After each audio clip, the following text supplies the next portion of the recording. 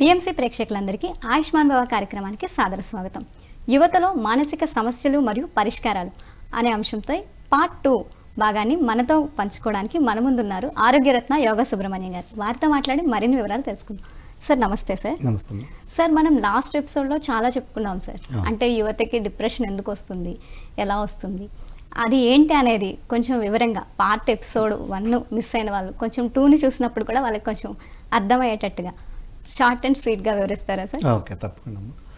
అయితే పార్ట్ 1లో మనం చెప్పుకున్న విధంగా చిన్నపిల్లల నుంచి అంటే యువతలో 4 భాగాలుగా వాళ్ళ వయసును మనం విడగొడితే, మొదటిది శైశవావస్థ, రెండోది బాలావస్థ, మూడోది కౌమారావస్థ, 4వది యవ్వనావస్థ.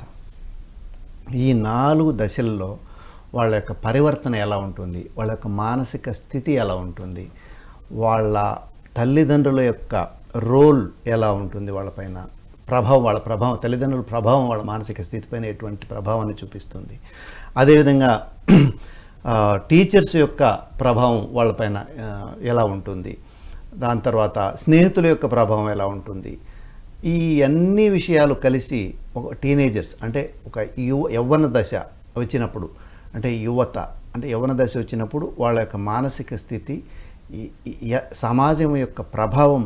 సమాజం అంటే కుటుంబం వస్తుంది, కుటుంబంలో తల్లిదండ్రులు వస్తారు, అన్నదమ్ములు, సిబ్లింగ్స్, తర్వాత ఫ్రెండ్స్, టీచర్సు, తర్వాత మనం ఉన్నటువంటి సిటీలో ఉన్నటువంటి ఎన్విరాన్మెంటు, గ్రామాల్లో ఉన్నటువంటి ఎన్విరాన్మెంట్లు, ఇవన్నీ ఇప్పుడున్నటువంటి సోషల్ మీడియా, సెల్ ఫోన్లు, ఈ సినిమాలు, సీరియల్స్, వీటి యొక్క ప్రభావము యువత పైన ఎటువంటి ప్రభావాన్ని చూపిస్తూ ఉంది. వాళ్ళ యొక్క ప్రవర్తన, వీటి యొక్క ప్రభావం చేత వీళ్ళ ప్రవర్తన ఎలా ఉంది అనేది మనం క్షుణ్ణంగా ఫస్ట్ ఎపిసోడ్లో వివరంగా తెలుసుకున్నాం. ఇప్పుడు ఈ యవ్వన దశకు వచ్చిన తర్వాత చాలామంది పిల్లలు సూసైడల్ టెండెన్సీ పెరిగిపోతూ ఉంది, డిప్రెషన్ పెరిగిపోతూ ఉంది, యాంగ్జైటీ పెరిగిపోతూ ఉంది. వీటికి ముఖ్యమైన యవ్వన దశలో ఉన్నటువంటి పిల్లలకి అంటే యువతకి ఎటువంటి మానసిక రుగ్మతలు చోటు చేసుకుంటున్నాయి, అది మొదటి దశ నుంచి డెవలప్ అయినటివే.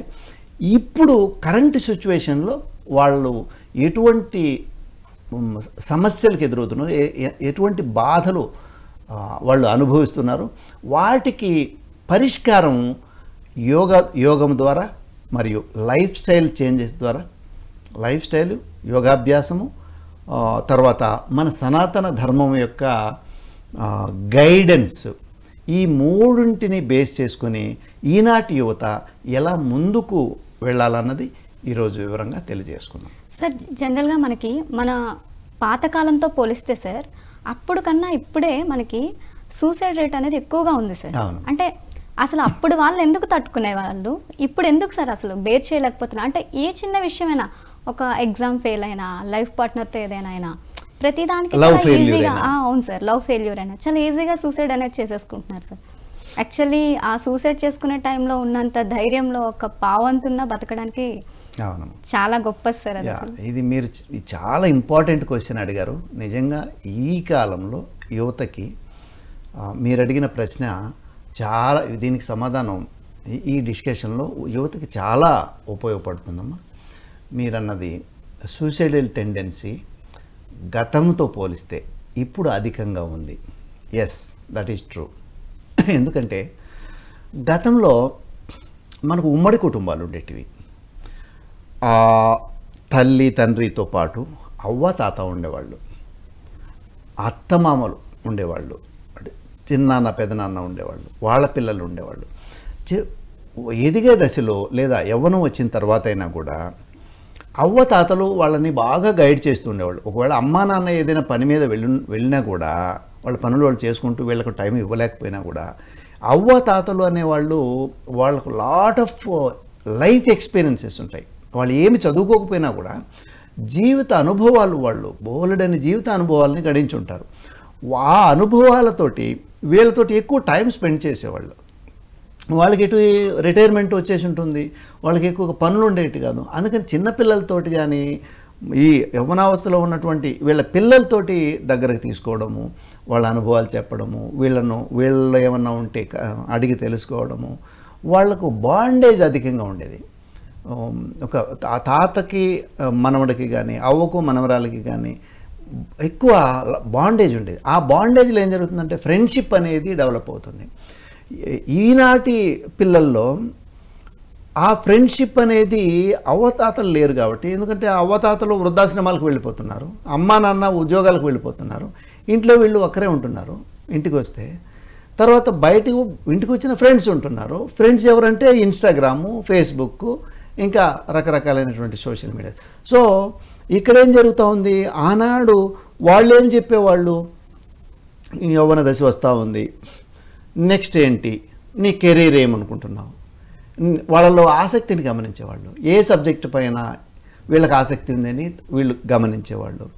వాళ్ళ కెరీర్, వాళ్ళ యొక్క లోపల ఉన్నటువంటి జిజ్ఞాస దేనిపైన ఉందనేది గమనించి ఆ విధంగా వాళ్ళు గైడ్ చేసేవాళ్ళు. ఏదైనా క్వశ్చన్స్ అడిగినా కూడా వాళ్ళ జీవిత అనుభవాలతోటి క్వశ్చన్కి ఆన్సర్స్ చేసేవాళ్ళు. తర్వాత దాని వలన వాళ్ళు ఒకవేళ వాళ్లకు ఏదైనా తెలియకపోయినట్లయితే వేరే వాళ్ళని అడిగి తెలుసుకొని చెప్పేవాళ్ళు, లేదంటే వాళ్ళని గైడ్ చేసేవాళ్ళు. ఫలానా ఆయన అడగండి, ఫలానా టీచర్ ఉన్నారు, లేదంటే ఫలానా అయ్యవారు ఉన్నారు, ఫలానా గ్రామ ఒక పండితుడు ఉన్నాడు. ఏదైనా సమస్య వస్తే ఇలా గ్రామంలో ఉన్నటువంటి ఫస్ట్ అవ్వతాతలు, లేదంటే తల్లిదండ్రులు అవ్వతాతలు వాళ్ళు కాలేదంటే ఇంకో కొంచెం అధికమైనటువంటి జ్ఞానం కలిగినటువంటి ఒక పండితుడు ఎలా చేస్తే బాగుంటుంది, అలాగా వాళ్ళ కెరీర్ని డెవలప్ చేసుకోవడానికి అనేక మంది తోడ్పడేవాళ్ళు. ఆ తోడ్పాటులో వీళ్ళకి ఒక ధైర్యము, నా వెనక వీళ్ళున్నారు, నేను ఒకవేళ వాళ్ళు చెబితే నేను ఫాలో అవుతున్నాను, అంటే నాకు ఇష్టమైందే వాళ్ళు చెప్పినారు, నేను ఫాలో అవుతున్నాను. వాళ్ళు ఏదైనా ఒక ఫెయిల్యూర్ వచ్చిందంటే వాళ్ళు ధైర్యంగా వెనక ఉండి నేను వెన్నుదట్టి, ఈ చిన్నదే, ఇది చాలా సింపుల్, మనకు ఇలాంటివి ఎన్నో జీవితంలో ఎదురవుతూ ఉంటాయి, ఇది చిన్న సమస్య, ఈ సమస్యను దాటుకోవడానికి మనకు కావాల్సిన ధైర్యం, వాళ్ళ అనుభవాలతోటి వీళ్ళకి చెప్పి ఇన్స్పిరేషన్ ఇచ్చి ముందుకు నడిపించేవాళ్ళు. ఇప్పుడు అందువలన వాళ్ళకు బాల్యంలో కానీ, తర్వాత కౌమారంలో కానీ, యవ్వనంలో కానీ ఒక పర్టికులర్ వాళ్ళకు ఒక ప్రాపర్ గైడెన్స్ ఉండేది. మీరు చెప్తుంటే అనిపిస్తుంది సార్, నాకు మూవీ గుర్తొస్తుంది. అవును, చుక్కల్లో చంద్రుడు సంథింగ్ ఏదో సిద్ధార్థ ఒక మూవీ ఉంటుంది సార్. అందులో వాళ్ళ తాతగారితో తనకి చాలా ఎఫెక్షన్ ఉంటుంది సార్. తన లైఫ్లో ఏమొచ్చినా, ఈవెన్ లవ్ ప్రాబ్లం సంథింగ్, నేను ఇలా వెళ్ళి ఉండాలనుకుంటున్నాను తాత, నువ్వేమంటావు అంటే అతను చాలా బాగా సపోర్ట్ చేస్తాడు తనకి, నువ్వేదనుకుంటా అదే చేయి, నువ్వు వెళ్ళు అని అనేసి. అవునమ్మా, కొన్ని మూవీస్ మెసేజ్ ఓరియంటెడ్ మూవీస్లో నేను చూసిన కొన్ని మూవీస్లో కూడా అవ్వ మనవరాలకి ఎంకరేజ్మెంట్ ఉంటుంది. ఏదో ఈ మధ్య కాలంలోకి వచ్చిన మూవీ చూడండి, ఏదో తర్వాత మీరు లక్షణంగా ఉంటారు, బాగుంటారు అని కొంచెం ఎంకరేజ్మెంట్గా, అంటే డిప్రెషన్ మోడ్లోకి పోకుండా వాళ్ళని కొంచెం సపోర్ట్ చేసి వాళ్ళకి ఆత్మవిశ్వాసాన్ని కలిగించి లైఫ్లో ఏదైనా సమస్య ఎదురైతే ఎదుర్కొని ఆ సమస్యను పరిష్కరించుకొని, నువ్వు ఒకవేళ పరిష్కరించలేకపోతే నీ చుట్టూ ఉన్న వాళ్ళ సహాయాన్ని తీసుకొని ఆ సమస్యను పరిష్కరించుకొని అడుగు ముందుకు వేయాలన్నది ఒక ధైర్యాన్ని, ఆత్మవిశ్వాసాన్ని కలిగి ఇచ్చేవాళ్ళు. మన అవ్వతాతలు కానీ, మన కుటుంబ వ్యవస్థలు కానీ, మన గ్రామంలో కానీ, లేదంటే మన టీచర్స్ కానీ, పండితులు కానీ, వీళ్ళందరూ ఇచ్చేవాళ్ళు, సపోర్టివ్గా ఉండేవాళ్ళు. అందువలన ఆనాడు అసలు సూసైడల్ టెండెన్సీ ఉండేది కాదు. ఎందుకంటే నేను ఒక్కడనే కాదు ఉండేది, నా కలెక్టివ్ సోల్ని ఐఎమ్ నాట్ ఇండివిజువల్. మా నాన్న ఉన్నాడు, మా అమ్మ ఉంది నాకు సపోర్ట్గా, మా తాత మా అవ్వ ఉన్నారు, మా టీచర్ ఉన్నారు, మా పురోహితుడు ఉన్నారు, పండితులు ఉన్నారు, వీళ్ళందరూ నాకు సపోర్టివ్గా ఉన్నారు, నేను ధైర్యంగా ఉండగలను అనేది ఉండేది. ఇప్పుడు ఏం జరుగుతుందంటే లోన్లీనెస్ వచ్చేసింది. ఇప్పుడు పిల్లలకి చాలా వరకు రిలేషన్సే తెలియవు కదా. రిలేషన్స్ అంటే మెయిన్లీ పేరెంట్స్ కూడా ఏ ఫంక్షన్కి వెళ్ళినా పిల్లల్ని తీసుకెళ్ళడం, అంటే వాళ్ళు చదువుకుంటున్నారులే, ఎగ్జామ్స్ అంటే ఓకే సార్, బట్ నార్మల్గా కాలేజ్ ఉన్నప్పుడు కూడా, స్కూల్స్ కానీ కాలేజెస్ కానీ ఉన్నప్పుడు ఖచ్చితంగా వాళ్ళని ఫ్యామిలీతో ఇంటరాక్ట్ చేయాలంటారా? అవును, ఖచ్చితంగా. ఇక్కడ మీరు అన్నది మంచి పాయింట్ అడిగారు మీరు, వెరీ ఇంటెలిజెంట్ పాయింట్, ఇది వెరీ ఇంపార్టెంట్ పాయింట్.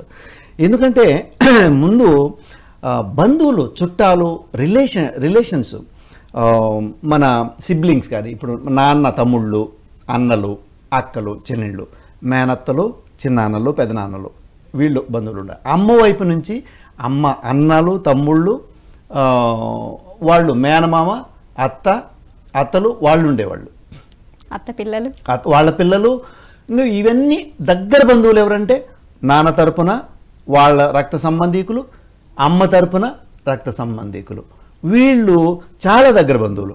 ఆ తర్వాత వాళ్ళ పిల్లలు, వాళ్ళ బంధువులు, వీళ్ళ పిల్లలు, వీళ్ళ బంధువులు.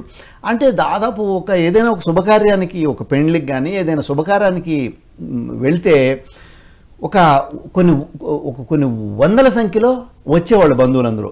అప్పుడు బంధువులు వచ్చినప్పుడు అందరూ బంతిలో కూర్చొని మాట్లాడుకునేటప్పుడు కానీ ఒకరినొకరు పరిచయం చేసుకునేవాళ్ళు, పిల్లలకి పరిచయం చేసేవాళ్ళు. అదో మీ మామ, మీ మేనమామ, అదో మీ చిన్న మేనమామ, పెద్ద మామ, ఈమె మీ అత్త, ఈమె మీ పిన్నమ్మ, ఈమె మీ చిన్నాన్న, ఈయన. అంటే వాళ్ళ పిల్లలు, వాళ్ళ వరుసలు కలుపుకోవడం, ఇలా పెరుగుతూ ఉన్నప్పుడే వాళ్ళల్లో ఒక అనుబంధం ఏర్పడిపోతుంది, రిలేషన్. వీళ్ళందరూ మా వాళ్ళు. అంటే నేను ఒంటరిని కాదు, నాకు చాలామంది ఉన్నారు, నాకు ఫ్యామిలీ ఉంది. అంటే నేను ఒంటరిని కాదు, నాకు ఏదైనా సపోర్ట్, ఏదైనా నేను బాధల్లో ఉన్నా, దుఃఖాల్లో ఉన్నా, ఏదైనా అవసరంలో ఉన్నా కూడా బంధువులందరూ నాకు సపోర్ట్ ఉన్నారు. ఫైనాన్షియల్గా ఏదైనా కావాలంటే బంధువులు సపోర్ట్ ఇస్తారు, ఎమోషనల్గా ఏదైనా కావాలంటే బంధువులు సపోర్ట్ ఉంటారు, ఎమోషనల్ సపోర్టు. సో వాళ్ళకు కంప్లీట్ ఒక కలెక్టివ్ ఒక ఎనర్జీ అనేది అక్కడ పనిచేస్తుండేది. అందుకని వాళ్లకు ఏ పనిలో తలపెట్టినా కూడా ముందుకు సాగిపోయేవాళ్ళు. అప్పుడుతో పోలిస్తే ఇప్పుడు పరిస్థితి ఎలా ఉందంటే, మనం కంపేర్ చేసుకుంటున్నాం. ఇప్పుడు పరిస్థితి ఎలా ఉందంటే, తల్లిదండ్రులు పిల్లల్ని హాస్టల్స్లో వేసేస్తున్నారు. ఏదైనా పార్టీలు కానీ, ఏదైనా పెళ్ళిళ్ళు కానీ ఏమన్నా ఉంటే జస్ట్ అలా వెళ్ళి జస్ట్ అక్షంతలు వేసి అమ్మో లేదంటే నాన్నో ఏ ఒక్కరో, వాళ్ళ బంధువులు అయితే ఆమె వెళ్ళిపోతుంది, ఆమె ఏదో ఉండి 4 రోజులు వస్తుంది. ఈయన బంధువులు ఉంటే ఈయన వెళ్ళిపోతాడు, ఆమె రాదు. వాళ్ళ బంధువులకి ఈయన పోడు, ఈయన బంధువులకి ఆమె రాదు. సో ఇక్కడ పిల్లల పరిస్థితి ఎక్కడ ఉంది? పిల్లలు ఎక్కడో హాస్టల్లో చదువుకుంటూ ఉంటారు. వాళ్ళకి చిన్నాన్న అంటే ఎవరో తెలియదు, మేనమామ అంటే ఎవరో తెలియదు, మేనత్ అంటే ఎవరో తెలియదు, మీ అమ్మ తరపున వాళ్ళ రక్త సంబంధీకులు తెలియదు, నాన్న తరపున రక్త సంబంధీకులు తెలియదు, కేవలం అమ్మ నాన్న. వీళ్ళు అమ్మ నాన్న కూడా వాళ్ళతో ఎంతసేపు ఉంటున్నారు? Few hours. ఎప్పుడో నెలకో 2 నెలలకో హాస్టల్ నుంచి ఇంటికి వస్తే ఏదో కొన్ని గంటలు. ఎప్పుడు హాస్టల్లో టీనేజ్లో మరి వాళ్ళు ఇంటర్మీడియట్ నుంచి 10th నుంచి కూడా హాస్టల్స్, చదువు. అక్కడ వాళ్ళకి విపరీతమైన స్ట్రెస్ ఏర్పడిపోతూ ఉంది. ఇక్కడ ఎమోషనల్ బాండేజ్ లేదు, అమ్మ నాన్నల ప్రేమ లేదు, బంధువులు ఎవరు, నాన్న వాళ్ళు ఎవరు లేరు. కాబట్టి వాళ్ళు దేనికి అట్రాక్ట్ అవుతున్నారంటే వాళ్ళ ఫ్రెండ్స్కి, రూమ్మేట్స్కి, క్లాస్మేట్స్కి. చాలా చక్కగా చెప్పారు సార్. ఇది పేరెంట్స్ దగ్గర ఎప్పుడైతే ఆ ప్రేమ, ఎఫెక్షన్ అనేది తగ్గదో మనకి, అప్పుడు మనం బయట వెతుక్కుంటాం. అంతే కదా, వాళ్ళు ఫ్రెండ్స్ని చూస్ చేసుకుంటున్నారు. ఇప్పుడు మెయిన్గా యువత కూడా డిప్రెషన్కి వెళ్ళడానికి ఇది కూడా ఒక రీజన్ ఏమోనని నా పాయింట్ ఆఫ్ వ్యూలో నాకు అనిపిస్తుంది సార్. అంటే ఎవరిని నమ్మాలి, ఎవరిని నమ్మకూడదు, ఒకసారి వాళ్ళు చేసిన స్నేహమే వాళ్ళకి ప్రమాదకరంగా మారుతుంది సార్. దీనికోసం మీరు ఏమంటారు? అమ్మా, ఇది 100కి 100 పాళ్ళు సత్యం అమ్మా ఇది. ఎందుకంటే నా లైఫ్లో నేను చూసినటువంటి, నాకు క్లయింట్స్ వస్తూ ఉంటారు కదా యోగా సమస్యల కోసం, నా దగ్గరకు వస్తూ ఉంటారు కదా, వాళ్ళల్లో ముఖ్యంగా సైకలాజికల్ డిజార్డర్స్ని నేను హీల్ చేసేటప్పుడు, ట్రీట్ చేసేటప్పుడు నాకు మ్యాక్సిమం డిప్రెషన్ పేషెంట్లు, యువకుల్లో ముఖ్యంగా ఐదర్ బాయ్స్ ఆర్ గర్ల్స్, ఈ సమస్య మెయిన్ సమస్య. ఎందుకంటే వాళ్ళ ఇంట్లో తల్లిదండ్రుల యొక్క ప్రేమ దొరకదు. ఒకవేళ అలాంటి వాళ్ళే ఎక్కువ డిప్రెషన్లోకి పోతున్నారు, ఇద్దరు యాంగ్జైటీలోకి వెళ్తున్నారు. కారణం ఏంటంటే ఇప్పుడు తండ్రి సంపాదన పైన ఎక్కువ ఫోకస్ చేస్తాడు, తల్లి ఆయన ఎప్పుడో వెళ్తారు, ఎప్పుడో వస్తారు, జాబ్ కానీ, వ్యాపారం కానీ, లేదంటే విదేశాలకు పోవడం కానీ. తండ్రి బిడ్డలకు మధ్య ఒక బాండేజ్ ఉండదు, తెగిపోతుంది. ఎప్పుడైతే 10th క్లాస్లో హాస్టల్కి వెళ్తారో, తర్వాత ఇంజనీరింగ్ కానీ ఇంటర్మీడియట్కి హాస్టల్లో ఉంటారో, మ్యాక్సిమం తల్లి తండ్రి ఎప్పుడో వాళ్ళతో కనెక్టివిటీ ఉంటుంది. ఇంకొకటి వీళ్ళ యొక్క ఎప్పుడైతే వీళ్ళతో కనెక్టివిటీ ఎమోషనల్ బాండేజ్ ఉండదో, ఎన్నో సామాజిక సమస్యలు ఉన్నాయి ఇందులో. తల్లి ఎప్పుడూ ఇంటి తల్లిపైన ఎక్కువ భారం ఉంటుంది, సంసార భారం. ఒకవేళ తండ్రి దూరంగా ఉంటే కుటుంబానికి, పిల్లల పెంపకం తల్లిపైన కనుక భారం పడితే తల్లిపైన విపరీతమైన స్ట్రెస్ వచ్చేస్తుంది. ఆ స్ట్రెస్ తోటి ఆమె సంసారాన్ని చూసుకుంటుందా, ఫైనాన్షియల్ ఇది చూసుకుంటుందా, ఇంట్లో వాళ్ళకు చేసి పెడుతుందా, అత్తమామలు చూసుకుంటుందా, అంటే ఇవన్నీ వచ్చి పడినప్పుడు ఆమెకు ఎక్కువ స్ట్రెస్ లెవెల్స్ అయ్యి ఆ ఫ్రస్ట్రేషన్ అనేది పిల్లలపైన చూపిస్తుంటారు. అంటే పిల్లలు ఆ ఎమోషనల్ బాండేజ్కి లేకుండా వాళ్ళతో డివేట్ అయిపోతుంటారు. ఎప్పుడైతే ఇక్కడ ఫ్యామిలీలో ఎమోషనల్ బాండేజ్ లేదో వెంటనే ఇక్కడ ఒక వేకెంట్ ఏర్పడుతుంది, ఒక వేకెన్సీ ఏర్పడుతుంది ఎమోషనల్ లెవెల్లో.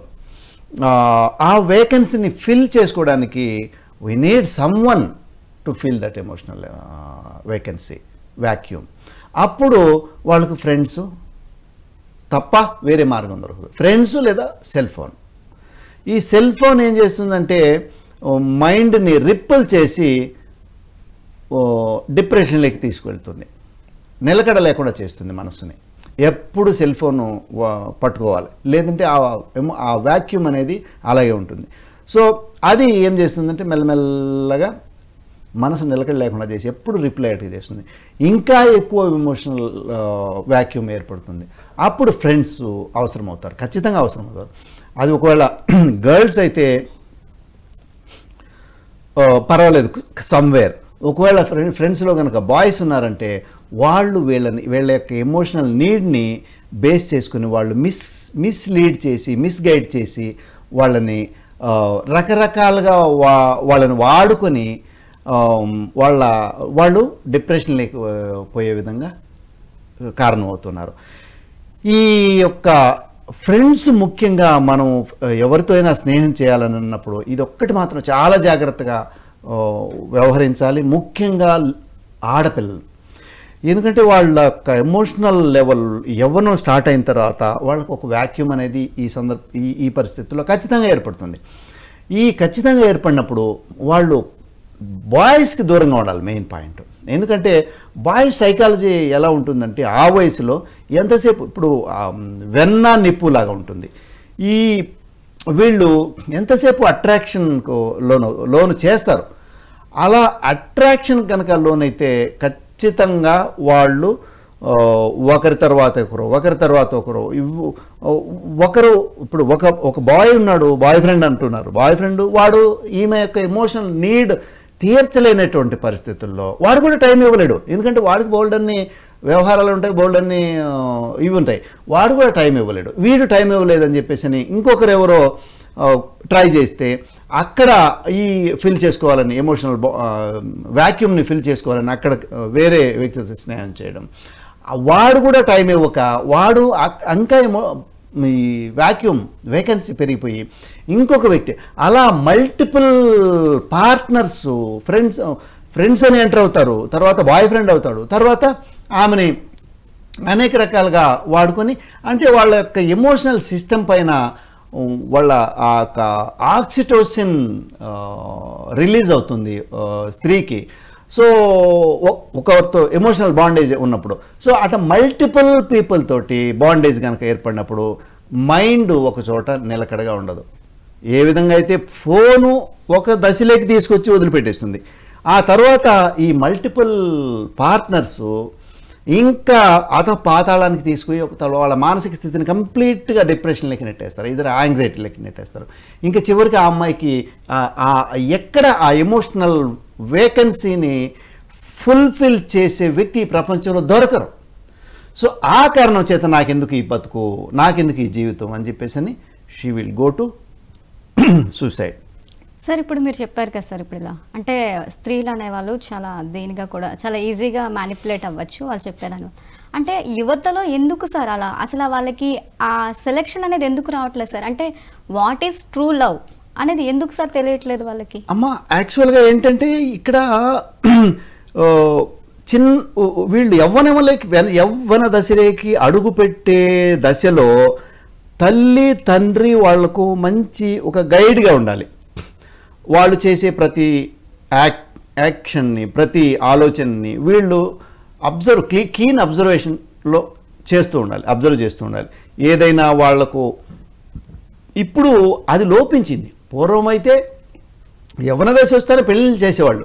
వాళ్ళ ఒక దశ, ఒక 10-12 ఏళ్ళు, 5-6 ఏళ్ళ నుంచే కూడా మీ మామ కొడుకు నీ భర్త, మీ అత్త కూతురు నీ భార్య అని ఇద్దరికి చెప్పేవాళ్ళు. వీళ్ళు ఒకరినొకరు చూసుకుంటే చిన్నప్పుడే సిగ్గుపడేవాళ్ళు. అంటే ఒక రకమైనటువంటి ఎమోషనల్ బాండేజ్ ఏర్పడిపోయింది. సో ఈమె యవ్వన దశకు వచ్చిన తర్వాత, ఆ అబ్బాయి కూడా యవ్వన దశకు వచ్చిన తర్వాత వాళ్ళిద్దరికి పెళ్ళిళ్ళు చేసేవాళ్ళు. అంటే ఇంకా వాళ్ళ జీవితాంతం వాళ్ళు ఒకరికొకరు ఆ ఎమోషనల్ వేకెన్సీని ఫుల్ఫిల్ చేసుకుంటూ they live together for ever. దీంట్లో ఇంకొక రీజన్ కూడా ఉందేమో సార్, అంటే ఒకే ఫ్యామిలీలో వాళ్ళు ఉండడం వల్ల వాళ్ళు రకరకాల సిచ్యువేషన్స్లో వాళ్ళ రకరకాల బిహేవియర్స్ కూడా చూసుండొచ్చు. ఎస్ ఇవన్నీ కూడా తెలుస్తూ ఉంటాయి. అంటే ఇప్పుడు వాళ్ళకి ఇంకా వేరే థాట్ రాదు. ఇప్పుడు అబ్బాయి ఫలానా అత్త కూతురు నీ భార్య, నీకు కాబోయే భార్య అని అబ్బాయికి చెప్పినప్పుడు ఆ అబ్బాయి వేరే అమ్మాయిని భార్య స్థానంలో చూడలేడు. ఇంకెవరిని చూసినా కూడా చెల్లిగానో అక్కగానో ఇలా చూస్తాడు. చెల్లి తప్ప ఇంక వేరే ఆలోచన రాదు. ఈ అమ్మాయికి కూడా వేరే అబ్బాయిని చూసినప్పుడు అన్న తప్ప వేరే ఆలోచన రాదు, వేరే మాట్లాడు. అందుకని మన వాళ్ళలో ఎక్కువగా అన్న చెల్లి అంటూ ఉంటారు. మనకి పేరెంట్స్ కూడా చిన్నప్పటి నుంచే రిలేషన్స్ పెంచడానికి కారణం అది కూడా అయ్యి ఉండొచ్చు సార్. సార్ ఒక కాలర్ ఉన్నారు సార్, వారితో మాట్లాడదాం. హలో, నమస్తే అండి. నమస్తే మేడం. మేడం మీ పేరు, ఎక్కడి నుంచి చేస్తున్నారు? నా పేరు దీప మేడం, నల్గొండ నుంచి మాట్లాడుతున్నా. ఓకే మేడం, సార్తో మాట్లాడండి మేడం. హలో మేడం, నమస్కారం అండి. దీప గారు చెప్పండి మేడం. నమస్తే సార్. నమస్తే. నాకు 5 years నుంచి థైరాయిడ్ ఉంది సార్. ఓకే.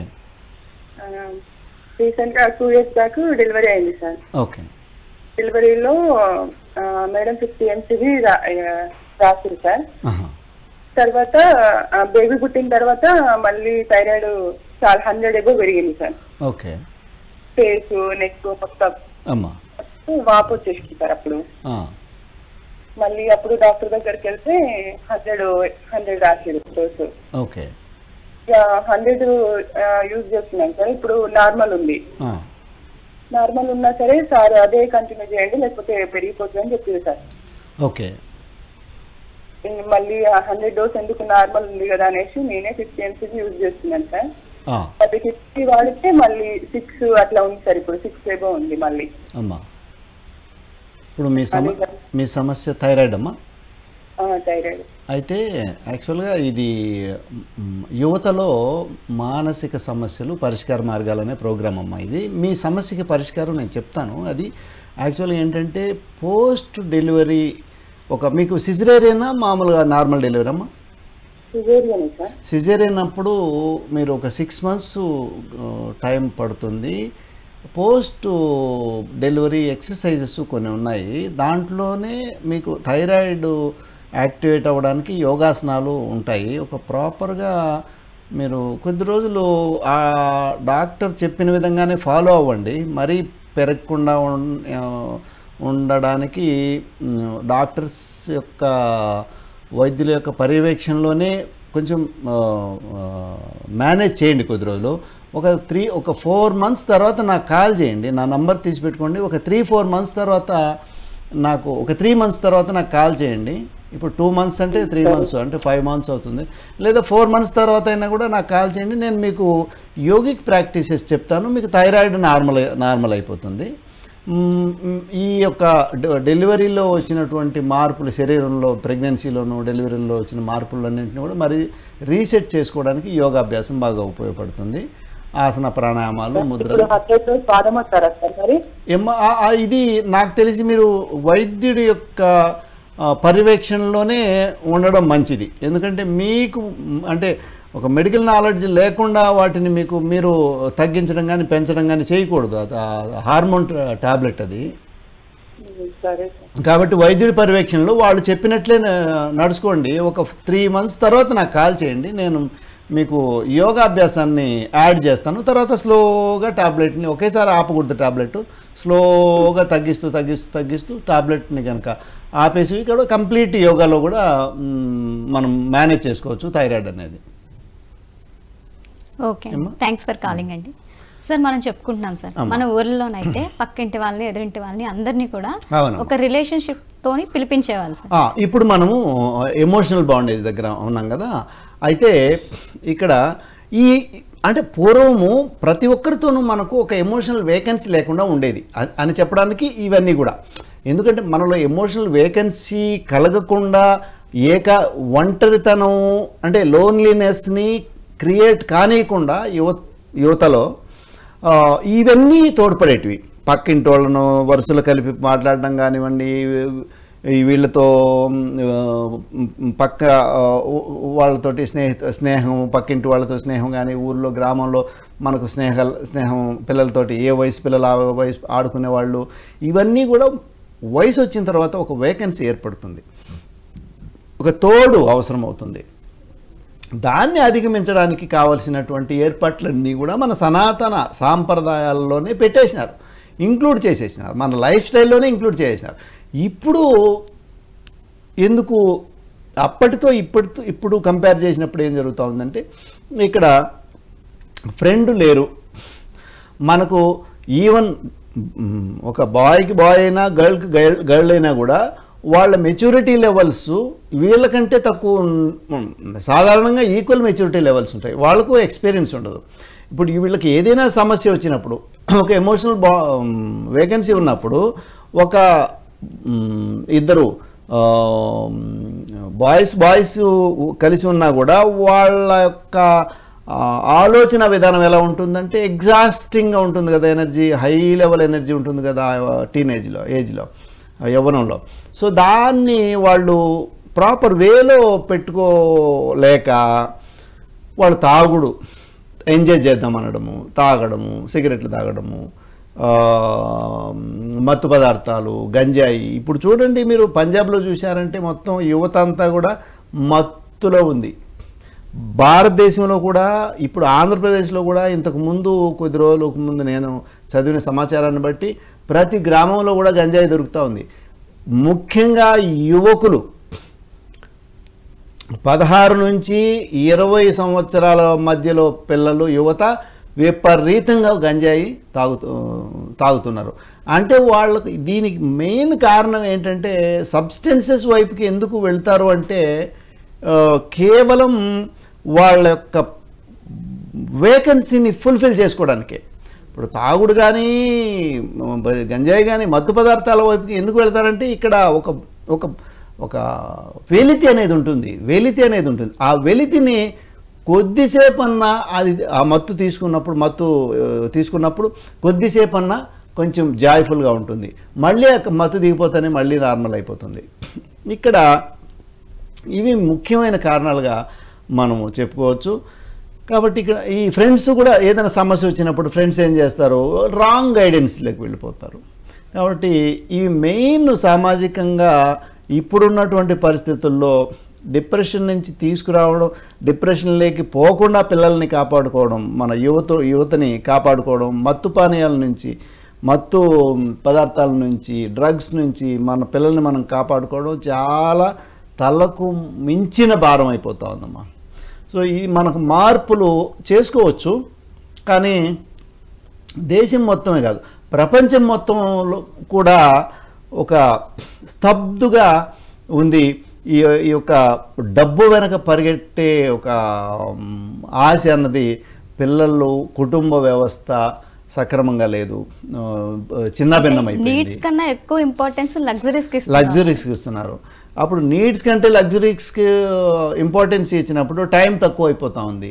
సో ఆ లగ్జరీస్ని ఎంజాయ్ చేసిన దానివల్ల వచ్చే ఫలితం డిప్రెషన్లోకి వెళ్ళిపోతూ ఉంది. ఇప్పుడు ఎంతవరకు ఎంజాయ్ చేస్తారు, ఒక దశ వరకు ఉంటుంది. ఆ ఎంజాయ్ చేసే ప్రాసెస్లో తన యొక్క ఎనర్జీని అంతా కోల్పోతున్నారు, వాళ్ళ యొక్క వ్యక్తిత్వాన్ని కోల్పోతున్నారు, ఇంకా మానసికమైనటువంటి నిలకడని, స్థిరత్వాన్ని కోల్పోయి ఆటోమేటిక్గా యాంగ్జైటీ, డిప్రెషన్లోకి వెళ్ళిపోతున్నారు. సో దీనికి పరిష్కార మార్గాలుగా మనం ఏమి చెప్పచ్చు అంటే, మొట్టమొదట ఎటువంటి పరిస్థితుల్లో అయినా సరే ముందు తల్లిదండ్రులు ఎడ్యుకేట్ అవ్వాలి. తర్వాత వాళ్ళు పిల్లల్ని మానిటర్ చేయాలి. దాని తర్వాత చిన్నప్పటి నుంచే అభ్యాసం, ఎందుకంటే అసంశయం మహాబాహో మనో దుర్నిగ్రహం చలం అభ్యాసేన తు కౌంతేయ వైరాగ్యేన చ గృహ్యతి అంటాడు. అంటే భగవద్గీతలో శ్రీకృష్ణుడు అర్జునుడు చెప్తాడు. అర్జునుడు అడుగుతాడు ఏమంటే, మనస్సుని నిగ్రహించడం చాలా కష్టంగా ఉంది కృష్ణ, నా వల్ల కావటం లేదంటారు. నిలకడగా పెట్టలేకపోతున్నాను, అది పరిగెడతా ఉంది ఎక్కడంటే ఎక్కడ, విలాసాల వైపుకి, వీటి వైపుకి, ప్రాపంచంలో ఉన్నటువంటి ఇంద్రియాల వైపుకి పరిగెడతా ఉంది, కానీ నేను నిగ్రహించలేకపోతున్నా అంటే శ్రీకృష్ణుడు ఏం చెప్తానంటే, ఇది కరెక్టే నువ్వు చెప్పింది, అసంశయం, నీకు అందులో అనుమానమే లేదు. ఈ మనో దుర్నిగ్రహం చలం, మనస్సును నిగ్రహించడం చాలా కష్టం, కానీ 2 మార్గాల ద్వారా నివారించవచ్చు, దాన్ని నిరోధించవచ్చు, నిగ్రహించవచ్చు. ఒకటి అభ్యాసము, రెండోది వైరాగ్యం. అభ్యాసం అంటే ప్రాక్టీస్, వైరాగ్యం అంటే డిటాచ్మెంట్. అభ్యాసం చిన్నప్పటి నుంచే కూడా తల్లిదండ్రులు పిల్లలకి ధ్యానం అభ్యాసం చేయాలి, యోగం అన్ని అభ్యాసం చేయాలి. వీళ్ళు అభ్యాసం చేస్తూ వాళ్ళను కూడా అభ్యాసంలో తీసుకొస్తే యోగాభ్యాసం అనేది మనస్సును స్థిరంగా ఉంచుతుంది. ఇంద్రియ ప్రలోభాలకి వెంటనే లోను కాకుండా కొంత నిగ్రహ శక్తిని యోగాభ్యాసం, ధ్యానం ఈ మనసుకు ప్రశాంతత ఇస్తుంది. ఈ ఎమోషనల్ వేకెన్సీ లేకుండా నాతో నేను ఉండడం నేర్చుకుంటాను, అంటే వారితో వారు ఉండడం, అంటే వాళ్ళ యొక్క సెల్ఫ్ రియలైజేషన్ చిన్నప్పటి నుంచే వాళ్ళకు ఒక అవగాహన, భగవద్గీతను చెప్పడం. భగవద్గీత చాలామంది భగవద్గీత చనిపోయేటప్పుడు ఏదో పెట్టే ఒక ఇదే అనుకుంటున్నారు, కానీ ముసలి వాళ్ళు అయిన తర్వాత చదువుకునే ఒక బుక్ అంటున్నారు, కానీ యువతకి చాలా ఉపయోగపడుతుంది భగవద్గీత. భగవద్గీతలో ప్రతి శ్లోకం కూడా ఈనాటి జనరేషన్కి, యువతకి అద్భుతంగా ఇప్పుడు అవసరం, అంటే నిత్య అవసరం. అది ప్రతి ఒక్క పిల్లవాడి చేతిలోనూ భగవద్గీత ఉంచాలి. ఒక 10 రూపాయల భగవద్గీత చిన్నది ఉంటుంది, ప్రతి ఒక్క పిల్లవాడికి భగవద్గీతను నేర్పించాలి. ఎందుకంటే అక్కడ భయం, అర్జునుడు భయపడి యుద్ధాన్ని ఆపేస్తాడు. ఈ జీవిత పోరాటంలో భయం అనేది పక్కన పెట్టి క్షుద్రం హృదయ దౌర్బల్యం అంటాడు. అంటే హృదయ దౌర్బల్యం అనేది, నువ్వు పిరికితనం అనేది అది నీచమైంది, నువ్వు ధైర్యంగా ఉండు, జీవితాంతో పోరాడు. చాలా చక్కగా చెప్తున్నారు సార్. మీరు చెప్తా ఉంటే అసలు అంటే అలా వింటూ ఉండాలనిపిస్తుంది మాకు. భగవద్గీత ఎంత యువతకు ఉపయోగపడుతుంది, అసలు ఈ డిప్రెషన్ నుంచి యువత బయటికి రావాలి అంటే ఏం చేయాలి అనేది మీ దగ్గర ఇంకా చాలా ఉన్నాయని మాకు అర్థమైంది సార్. కాకపోతే మనకి ఇప్పుడు అంత సమయం లేదు కాబట్టి మనం మరొక ఎపిసోడ్లో ఖచ్చితంగా యువత ఈ డిప్రెషన్ నుంచి బయటికి రావాలంటే ఎలాంటి జాగ్రత్తలు తీసుకోవాలి, పేరెంట్స్ కూడా వాళ్ళకి ఎలాంటి వాతావరణాన్ని కల్పించాలి, వాళ్ళతో ఎలా ఉండాలి, ఇవన్నీ కూడా తప్పకుండా మనం మరొక ఎపిసోడ్లో ప్రేక్షకులకు అందిద్దాం sir. Thank you so much sir. Thank you అమ్మా. చూసారు కదండి, ఇది ఇవాళ ఆయుష్మాన్ భవ కార్యక్రమం. మరొక కార్యక్రమంలో మళ్ళీ కలుద్దాం. అంతవరకు చూస్తూనే ఉండండి PMC. నమస్తే.